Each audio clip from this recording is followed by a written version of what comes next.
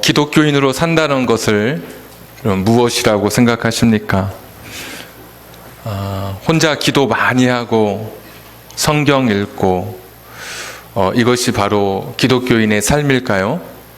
산에 올라가서 나무를 부여잡고 기도하는 것, 성경의 깊은 지식을 위해서 굉장한 깊은 단계의 공부를 하는 것, 이것이 과연 기독교인일까요? 아니면 남들이 알 수 없는 거의 초능력과 같은 기적을 체험하면서 살아가는 것, 이것이 과연 기독교인의 삶일까요? 베드로를 비롯한 야고보, 요한이 예수님과 함께 변화산에 올랐던 적이 있었습니다. 변화산에서 놀라운 하늘의 광경을 보고, 그리고 베드로가 그곳에 머물기 원했지만 예수님은 황홀한 변화산이 아니라 저 밑에 귀신 들린 아이가 있는 저 산으로 내려갈 것을, 저 땅으로 내려갈 것을 예수님이 말씀해 주셨습니다. 그러니까 기독교인은 혼자 영성을 쌓고, 혼자 성경을 읽고, 혼자 무슨 기도를 하는 이것이 기독교인이 아니라 사실은 변화산에서 내려와서 세상 속에서 사람들과 부딪히며 살아가는 것, 이것이 사실은 기독교인의 삶이라고 말할 수 있습니다. 예수님께서 이렇게 말씀해 주셔서 너희는 세상 속의 빛이다. 너희는 세상의 소금이다. 이렇게 말씀해 주셨습니다. 혼자 가지고 있는 신앙의 깊이를 더해가고 신앙의 실력을 쌓는 것이 기독교인이 아니라 이 세상 속에서 부딪히면서 살아가는 것, 그곳에서 빛과 소금으로 살아가는 것이 기독교인인 것입니다. 성경에서 세상이라고 할 때 보통 세 가지의 의미가 있습니다. 첫 번째는 그냥 땅으로서의 세상입니다. 우리가 밟고 있는 땅, 어스, 지구, 이 세상이 하나 있고, 두 번째 세상은 우리 사람을 가리키는 세상이 있습니다. 하나님이 이 세상을 이처럼 사랑했다 할 때 우리들을 가리키는 세상이 있습니다. 그게 두 번째 의미고, 세 번째 의미가 있는데, 이 세 번째는 하나님을 반대하는 이런 흐름, 사조, 경향을 나타내는 세 번째 세상이 있습니다. 그래서 너희는 이 세상을 사랑하지 말고 할 때 그 세상이 세 번째 세상입니다. 대만은 이 세상을 사랑하여 나를 버리고 데살로니가로 갔고 할 때 그 세 번째 세상은 하나님을 반대하는, 하나님으로부터 자꾸 거스르는, 하나님으로부터 자꾸 멀어지려고 하는 흐름, 물결, 사조, 경향, 이것이 세 번째 세상입니다. 우리 기독교인들이 이 세 번째 의미의 이 세상 속에서 길을 잃어버리는 것이죠.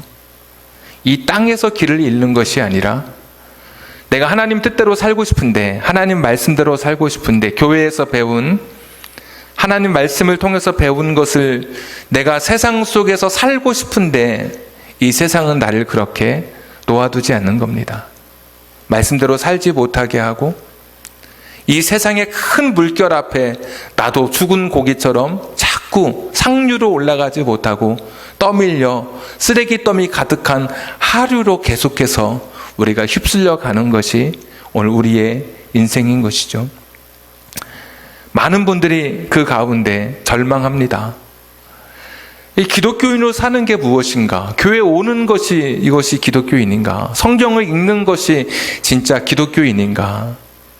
세상에서 세상의 빛, 그 세 번째 의미의 세상, 하나님을 거스르려고 하는 어그러진 그 세대에서 빛을 보이고 소금으로 살아가야 되는데, 하나님이 없다라고 하는 세상 속에서 하나님이 살아계신 것을 드러내면서 우리가 살아야 하는데, 우리는 많은 사람들이 절망하게 되고 지난 한 주간도 여러분 세상 직장 생활하고 학교에서 가정에서 많은 분들이 기독교인으로서 살아가는 그 정체성 잃어버리고 많이 실패하고 때로는 그 앞에서 노력하고 분투하지만 나의 성과가 얼마나 미미한 것인지, 내가 기독교인으로 살아가는 것이 얼마나 이 세상에 큰 의미가 없는 것인지를 깨닫는 순간 우리는 사실 무력해질 수밖에 없습니다. 이것이 오늘 엘리야의 경험입니다.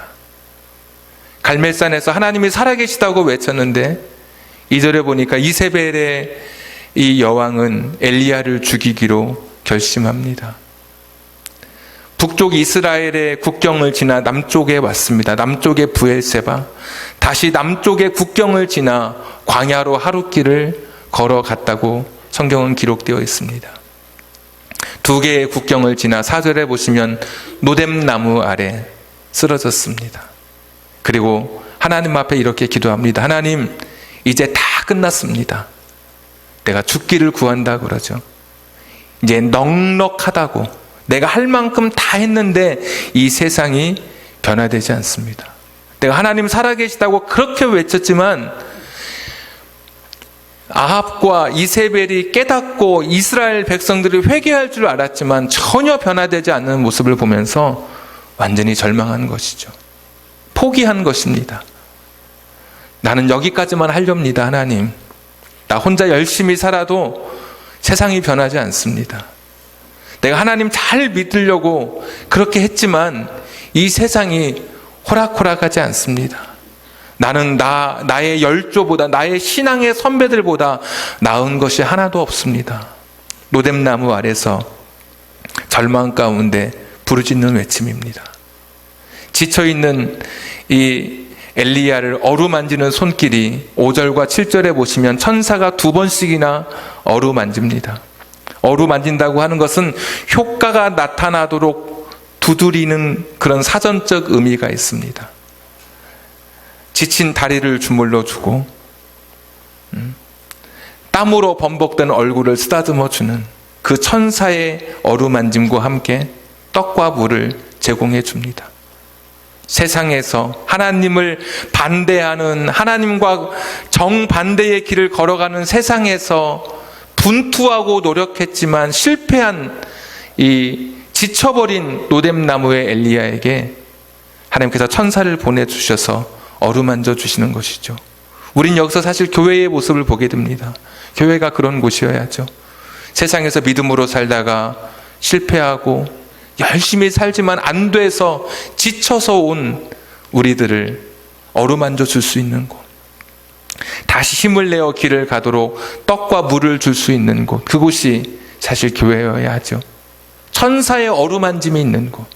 교회에 오면 시기하고 질투하고 누군가를 미워하는 것은 전혀 어울리지 않습니다. 노뎀나무는 천사의 어루만짐, 신적인 어루만짐이 있는 곳이 교회여야 합니다. 초월적인 인간의 정을 넘어서는 거의 하나님과 같은 그런 신적 능력을 가지고, 그런 마음을 가지고 사람들을 어루만져 줄 수 있는 곳, 저와 여러분이 그런 존재가 타인에게 되어야 하겠죠.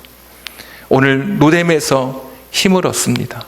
근데 노뎀이 끝이 아니라 오늘 7절에 보시면 마지막 부분에 이런 말씀이 있습니다.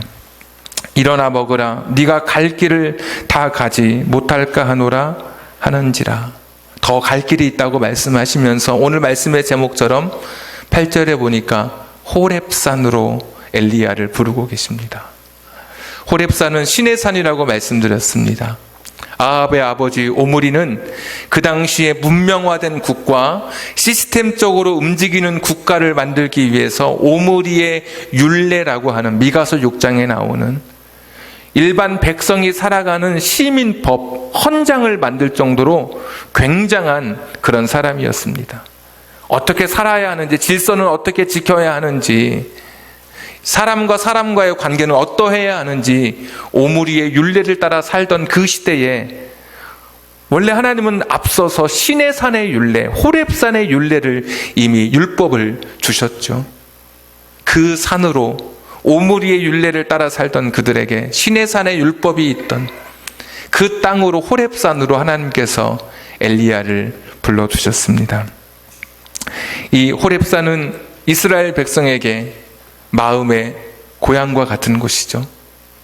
모세를 통해서 하나님의 이름이 여호와인 것을 알려주었던 곳, 하나님의 임재가 처음으로 나타났던 곳, 그곳에서 엘리야를 하나님께서 만나 주십니다.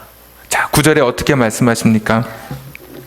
엘리야가 그곳 굴에 들어가 거기서 머물더니 여호와의 말씀이 그에게 임하여 이르시되 엘리야야 네가 어찌하여 여기 있느냐. 하나님은 묻습니다. 너 왜 여기 있느냐? 어디 있어야 됩니까? 갈멜산에 있어야 되죠.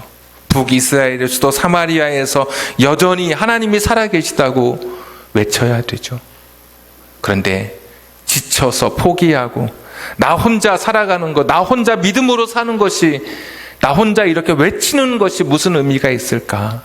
지쳐서 절망하던 엘리야에게 네가 어찌하여 여기 있느냐. 10절 보십시오. 엘리야가 대답하되 내가 만군의 하나님 여호와께 열심히 유별나다. 내가 보통 열심이 아닙니다. 내가 정말 하나님 뜻대로 살아가려고 하나님 말씀 붙들고 살았던 사람입니다. 그런데 이스라엘 자손이 하나님의 언약을 버리고 하나님께 예배드리던 제단을 헐고 오히려 칼을 들어서 하나님 믿는 선지자들을 다 죽였습니다. 오직 나만 남았습니다. 그들이 나까지 죽이려고 해서 내가 그 생명을 찾아 나를 죽이려고 했길래 내가 오늘 여기까지 왔습니다. 이것이 이제 엘리야의 대답입니다. 똑같은 노뎀에서의 이야기가 똑같이 반복되는 거죠. 제가 정말 보통 열심이 아닌데 하나님 말씀대로 살고 우리 표현대로 하면 기독교인으로 제대로 살아가려고 내가 그렇게 세상에서 분투했는데 나는 넘어지고 쓰러지고 내가 세상에서 살아도 변화되지도 않고 오히려 세상은 더 악해져서 나는 힘을 잃었습니다. 내가 그래서 오늘 여기 호렙산까지 오게 되었습니다. 네, 한 번 더 하나님이 똑같은 질문을 합니다. 한 번 더 보겠습니다. 13절. 엘리야가 듣고 겉옷으로 얼굴을 가리고 나가 굴 어귀에 섬에 소리가 그에게 임하여 이르시되 엘리야야 네가 어찌하여 여기 있느냐. 아니 아까도 물으셨는데 또 물으셔요. 14절은 10절과 한 글자도 다르지 않고 똑같습니다. 똑같은 말씀으로 엘리야가 대답합니다. 내가 아무리 해도 되지도 않은데 내가 다른 사람보다 더 유별나지만 세상은 하나도 변하지 않고 선지자들 죽이고 주의 제단 허물고 그러는데 제가 뭐 어찌하겠습니까? 지금 그런 장면입니다. 오늘 19장을 해석하는 키가 있다면 이 똑같은 질문과 대답, 이 두 개의 질문과 대답 사이에 있는 그 구절이 19장의 전체의 핵심 구절이 됩니다. 그냥 하나님이 똑같은 질문을 두 번 던진 게 아니라 중간에 사건 하나가 있었습니다.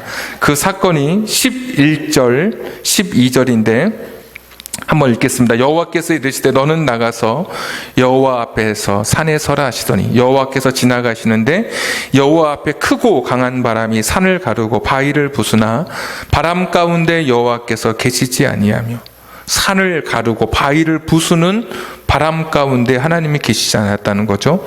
바람 후에 지진이 있으나 지진 가운데도 여호와께서 계시지 아니하며 12절 또 지진 후에 불이 있으나 불 가운데도 여호와께서 계시지 아니하더니 불 후에 세미한 소리가 있는지라.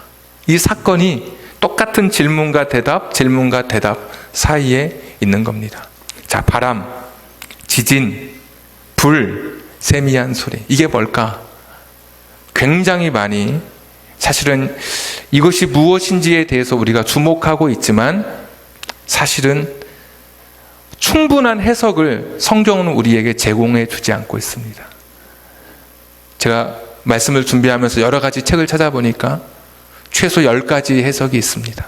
바람은 무엇이고 불은 무엇이고 왜 지진이 일어났고 왜 그때 하나님이 안 나타나시고 세미한 음성으로 나타났는지. 이게 뭐예요? 10가지가 있다는 말은 뭐죠? 10가지가 다 아닐 수도 있다는 거예요. 이것은 불분명한 거예요. 모호한 부분이에요. 하나님이 확실하게 바람, 불, 지진, 그때 왜 안 나타나시고 세미한 음성일 때 나타나는지를 우리가 깨닫기를 원하셨다면 좀 더 정확하게, 좀 더 깨달을 수 있도록 좀 더 부가적인 설명이 있었을 거예요. 그런데 없어요. 그런 부분은 몰라요. 모른다고 남겨두는 게 좋아요. 모르는 것을, 불명확한 것을 상상의 나래를 펴는 것은 사실 상당히 위험하고, 확실한 것, 분명한 것, 그 중에 보여지는 것을 붙잡는 게 중요하죠. 그럼 이것은 무엇이냐? 바람, 불, 지진은 사람이 만들어낼 수 있는 게 아니에요. 그렇죠? 사람이 할 수 있는 게 아니에요. 천지를 주관하시는 분이 누구신가? 그분이 하나님이신 거. 하나님은 바람을 만들어내시고 사람이 기초하고 있는 이 땅을 흔들 수 있으시는 분. 갈매산에 불을 내렸던 그 하나님이 또다시 불을 보여주시는 것은 그냥 그 하나님은 살아계신 하나님, 전능하신 하나님이시다는 거, 그냥 그거 하나예요. 그거지 다른 것을 찾는 것이 너무 많은 상상력을 우리에게 동원하게 되는 거죠. 자, 그러면 다시 좀 퍼즐을 꿰면 처음에 하나님은 질문하죠. 너 왜 여기 있느냐? 엘리야야, 너 왜 여기 있느냐? 했더니 저는 열심히 했는데 아무것도 안 됩니다. 내가 그렇게 유별나게 했는데도 불구하고 세상 변하지 않던데 저 포기했습니다. 네, 하나님이 바람으로 보여주십니다. 갑자기 지진이 나요. 불이 나요. 하나님의 음성이 들려요. 그 다음에 또 질문하는 거예요. 너 왜 여기 있느냐? 여러분, 그게 뭘까요? 하나님이 살아계신데, 하나님은 아직 죽지 않으셨는데, 하나님의 천지를 주관하시는 하나님이신데, 바알은 사람이 자기의 필요에 따라 만들어 놓은 신이고, 아무리 피를 흘리고 미친 듯이 소리 질러도 대답하지 못하는 신이고, 비를 내리지 못하는 신이고, 하나님이 비를 내리는 신인데, 바람을 움직이시고 불을 주시고 땅의 기초를 흔드실 수 있는 전능하신 하나님, 내가 여기 있는데 너 왜 여기 있느냐? 두 번째 질문은 그거예요. 너 왜 아직도 여기 있느냐? 난 죽은 게 아니야. 나는 여전히 살아있어. 나는 전능하신 하나님이야. 그런데 왜 포기하니? 왜 여기서 그냥 머물러 있니? 그런데도 엘리야는 깨닫지 못하고 똑같은 10절과 똑같은 이야기로 14절, 나는 원래 열심히 있는 사람인데 해도 안 되고 다 무너지고 다 죽고 나도 지금 죽게 생겼습니다. 그래서 하나님이 하시는 말씀이 15절부터의 말씀을 하시는 것이죠. 여호와께서 그에게 이르시되 너는 네 길을 돌이켜. 이제는 직접적으로 말씀하시는 거예요. 엘리야가 깨닫지 못하고 머물러 있자 광야를 통하여 다메섹에 가서 하사엘에게 기름을 부어 아람의 왕이 되게 하고, 이 아람 나라가 우상 숭배하는 북이스라엘을 무너뜨리는 하나님의 징계의 도구가 됩니다. 16절, 너는 또 님시 아들 에후에게 기름을 부어 이스라엘의 왕이 되고, 에후가 아합과 이세벨의 선지자들을 일망소탕하는 그런 역할을 하게 됩니다. 또 아벨무올라 사바사들 엘리사에게 기름을 부어, 엘리야가 나의 하나님은 여호와시라 그랬잖아요. 엘리사가 그 뒤를 이어서 선지자가 되어서 하나님이 살아계시는 것을 증거하는 그런 역할을 하게 됩니다. 하사엘, 에후, 엘리사, 이 세 사람에게 기름을 부으라고 이야기하고 있습니다.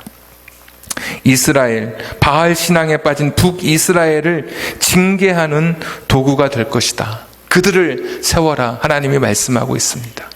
자, 하나님께서는 절망에 빠진 엘리야에게 하셨던 말씀이, 나는 살아계신 하나님, 나는 전능한 하나님, 나는 죽지 않았어.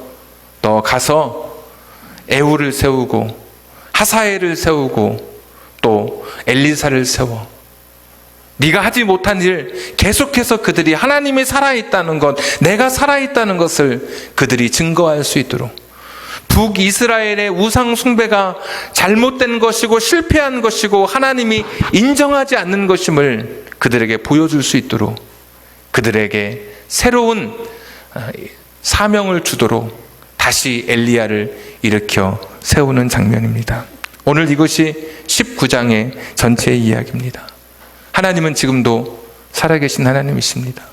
바람, 불, 지진, 우리에게 세미한 음성으로 말씀해 주시는, 때로는 기적으로 말씀으로 우리에게 하나님의 뜻을 드러내시는 살아계신 하나님이십니다. 그런데도 많은 사람들이 엘리야처럼 여전히 절망하고 있습니다. 내가 하나님 믿는 기독교인인데도 불구하고 세상 속에서 역부족인 것입니다. 내가 믿음으로 살아가는 것이 도대체 무슨 의미가 있을까? 많은 사람들이 절망합니다. 옛날에는 지하철에서 성경을 꺼내서 읽는 분들이 많았습니다. 근데 지금은 모르겠습니다. 핸드폰을 보기 때문에 성경을 읽는 것인지 뭐 다른 것을 하시는 것인지 모르겠으나 전에는 성경을 꺼내놓아도 부끄럽지 않았습니다. 아, 참 좋다. 저분 참 신실하다. 요즘은 그렇게 좋은 눈으로 바라보지 않을 겁니다. 전에는 식당에서 기도할 때는 교회 안 다니는 사람들도 어떤 한 그룹이 기도하면 좀 조용히 예의를 갖추었습니다. 물론 지금도 그렇지만 그러나 기도하는 것을 그렇게 좋게 여기지 않을걸요. 어쩌면 우리들 중에도 교회 다니는 것이, 내가 성경책을 끼고 다니는 것이, 아파트 엘리베이터를 타고 오르내릴 때 길가에서 혹시 다른 사람에게 내가 성경을 가지고 다니는 것이 보일까? 나의 직장을 누구에게도 알리지 말라. 내가 어떤 사람인 것을 알리지 말라. 그런 사람이 있을 수도 있습니다. 세상이 그런 세상이 됐습니다. 내가 믿음으로 살아가는 것이 도대체 무슨 의미가 있냐고요. 내가 기독교인으로 살아가는데 이 세상은 변화되지 않고 바알이 더 득세하고 이세벨은 기독교인들을 탄압하기 시작하고, 내가 어떻게 살아야, 역부족인 이 세상 속에서 아버지를 도와준다고 어떤 어린아이가 무거운 짐을 옮기는데 아버지 외출하고 돌아오시면 내가 이것을 이곳으로 다 옮겨놓으면 아버지가 얼마나 기뻐하실까? 아무리 옮겨도 미뤄지지가 않아요. 아버지 얼굴을 보는 순간 애가 막 눈물을 쏟는 거예요. 내가 아버지를 도와주려고 이 무거운 이거를 일로 옮기려고 그렇게 했는데도 옮겨지지 않아서 끙끙대다가 아버지 얼굴 보니까 너무 속상한 거예요, 자기가. 그 눈물을 터뜨린 어린아이처럼. 하나님 말씀, 내가 알고 있는 말씀, 배운 말씀, 세상에서 살아야 되는데 자꾸 꺾여서 정말 포기하고 싶은 우리들의 인생, 그만두고 싶은, 이게 도대체 내가 기독교인을 사는 게 무엇인지. 그래서 나도 세상 속에, 아까 말씀드렸던 세 번째 의미의 세상 속에 같이 그냥 휩쓸려가는 그것이 우리들인데, 하나님은 오늘 참 놀라운 말씀을 하시더라고요. 17절 같이 한번 보십시오. 하사엘의 칼을 피하는 자를 예후가 죽일 것이요 예후의 칼을 피하는 자를 엘리사가 죽이리라. 여러분 뭡니까? 야, 하사엘이 실패하면 걱정하지 마, 예후가 있어. 예후가 실패하면 걱정하지 마, 엘리사가 있어. 가서 하나님 말씀대로 살아. 네가 실패하면 그게 아무것도 아닌 게 아니야. 또 다른 사람이 있을 거야. 그가 실패하면, 그가 하나님 뜻을 받들어 살다가 그가 실패하면 하사엘이 안 되면 예후가 하고, 예후가 안 되면 엘리사가 하고, 그 다음 구절에 보니까 18절에는 7,000명이 있다고 말씀하시더라고요. 7,000명. 너 같은 사람이 7,000명이 더 있어. 걱정하지 말고 이 큰 세상에 나가서 맞서서 싸워. 기독교인으로 당당하게 나가서 싸워. 너 같은 사람이, 너만 정직하고 올곧은 순결한 너 같은 사람이 너만 있는 게 아니라 보이지 않는 곳에 7,000명이 있어. 정말 믿음으로 살고 싶은 사람이 7,000명이 있다는 거예요. 이것이 오늘 우리가 세상에 나가서 다시 한번 하나님의 사람으로 살아야 할 이유인 거예요. 하나님 살아계시니까 살아계신 붙들고 내가 나가서 세상에 가서 부딪히는 거예요. 이 어두운 세상에 촛불 하나 켤 때 그 촛불이 어둠을 밝히듯이, 한 사람이 꿈을 꾸면 꿈에 불과하지만 여러 사람이 같이 꿈을 꾸면 그것이 현실이 되고 실제가 되는 법이거든. 내 한 사람이 하나님 나라를 꿈꾸는 거예요. 하나님 말씀대로 살아가는 거예요. 하나님이 살아계심을 그대로 이 세상에 보여주는 나 한 사람. 그런데 내가 실패하면 하사엘이 할 거고, 하사엘이 실패하면 예후가 하고, 예후가 실패하면 엘리사가 하고, 7,000명 되는 사람들이 다 같이 하나님 나라의 삶을 살아가면 죽어서만 가는 나라가 아니라 이 나라가, 이 땅이 하나님의 나라가 되는 거죠. 하나님 말씀이 다스리는 그런 나라가 되는 거죠. 다른 사람에게 다 뇌물 받을 때 뇌물 받는 것을 탁 차단하고 내가 하나님의 사람인 것을 드러내는 거예요. 다 세금을 줄여서 신고할 때 다른 사람들은 나에게 바보라고 말할지언정 그것이 정직한 길이라면 손해가 난다 할지라도 내가 하나님의 사람이니까 나 혼자라도 정직하게 세금을 다 내는 거예요. 상거래를 할 때도 과도한 폭리를 취하지 않고 정당한 일을 취할 만큼, 다른 사람들 다 엄청나게 물건을 미리 쟁여놨다가 비쌀 때 아주 엄청난 금액을 올려서 팔아갈 때 내가 하나님의 사람이라면 정당한 일을 그만큼만 남겨두고 파는 거예요. 이게 하나님의 사람 아닙니까? 아이들 같은 경우는 욕이 난무하는 그곳에서 혼자 선한 말을 하는 것, 깨끗한 말을 하는 것, 이것이 하나님의 사람으로 살아가는 거예요. 포기하면 안 돼요.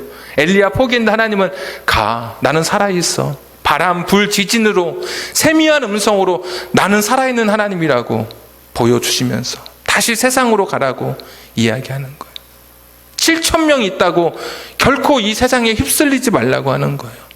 다들 컨닝할 때 성적이 안 나온다 할지라도 나는 정직하게 나의 실력을 드러내는 것, 이것이 하나님의 사람이 하는 거예요. 세상에 휩싸이지 않고 살아가는 것, 그것이 하나님이 기대하시는 것 아니에요.